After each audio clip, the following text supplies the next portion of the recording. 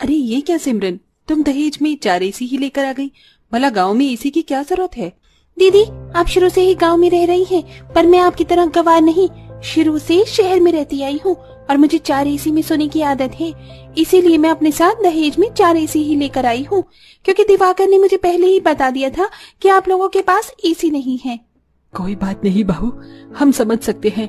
मैं अभी दिवाकर को बोल देती हूँ एसी वाले से बात कर ले। इतना बोलकर आशा वहां से चली जाती और दिवाकर एसी वाले से बात कर लेता है। अगले ही दिन एसी वाला आकर सिमरन के कमरे में चारों एसी लगाकर चला जाता है। ऐसे ही कुछ दिन बीत जाते हैं और जहां सिमरन अपने कमरे में एसी की ठंडी हवा खा रही होती है, तो वहीं सुमन भी मौका मिलते ही खेत चली जाया करती। ऐसे ही एक दिन, माँ जी सिमरन, देखिए ना, आज का मौसम कितना अच्छा हो रहा है। मैं पापा जी को सब्जी के खेतों में खाना देने के लिए जा रही थी। मैं तो कहती हूँ कि आज आप दोनों भी मेरे साथ चलिए, घंटे 2 घंटे वहीं बिता कर आएंगे। मुझे कोई शौक नहीं है इस गर्मी में बाहर जाने का। आप जाओ, मैं अपने कमरे में ही सो लूंगी। कोई बात नहीं बड़ी बहू, मैं चलती हूँ तेरे साथ। गंवारपन की भी हद होती है। इन लोगों को एसी से ज्यादा बाहर की हवा पसंद है, वो भी इतनी गर्मी में। जहां मन ही मन सिमरन मुंह बना रही होती है, तो वहीं सुमन अपनी सास के साथ अपने ससुर के लिए खाना लेकर खेत में जाती है, जहां विनोद सब्जियों के खेत में पानी दे रहा होता है। सुनिए जी, कुछ हरी सब्जी तोड़ लेना और अब जाकर पहले खाना खा लीजिए।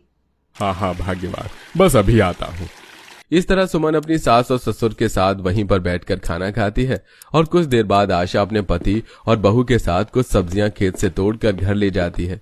इसी तरह कुछ दिन बीत जाते हैं और एक रात, बहू रात हो गई, जल्दी से खाना लगा दे, तेरे ससुर जी भी खेत से आते होंगे। भाभी, मेरा खाना कमरे में ही लगा देना, मैं तो एसी की हवा में बैठकर ही खाऊंगा। इतना बोलकर दिवाकर अपने कमरे में चला जाता है और सिमरन के साथ एसी में खाना खाता है। और कुछ देर बाद एक बार फिर सुमन सबसे बोलती है, ये लो देवरानी जी, फिर से लाइट चली गई। अब क्या फायदा कमरे में खाना खाने का। देवर जी को बोलो कि वो हम सबके साथ ऊपर छत पर चले, ठंडी हवा में बैठकर खाना खाएंगे। और मैं तो आज छत पर ही सोऊंगी। आप भी कभी छत पर सोकर देखो, बहुत अच्छा लगता है। दीदी, मैंने घर में एसी इसलिए नहीं लगवाई ताकि मैं गवारों की तरह छत पर सोऊं। आपको पसंद है, आप सो जाओ। इतना बोलकर सिमरन खाना लेकर बाहर जाती है, पर सुमन अपनी देवरानी की बातों को दिल पर नहीं लेती और सभी लोग मोमबत्ती जलाकर छत पर खाना खाते हैं। घर में लाइट नहीं है, पर देखा, हमारा कमरा अब भी ठंडा है। पर इन लोगों को क्या, इन गवारों को तो आदत है खुले आसमान के नीचे सोने और खाने की। क्या सिमरन, तुम भी ना, अब उन्हें पसंद है खुले में सोना, छोड़ो ना उन्हें। दिवाकर की बातें सुन सिमरन मुंह बना लेती है। अब इसी तरह कुछ दिन बीत जाते हैं और एक शाम फिर से लाइट चली जाती है।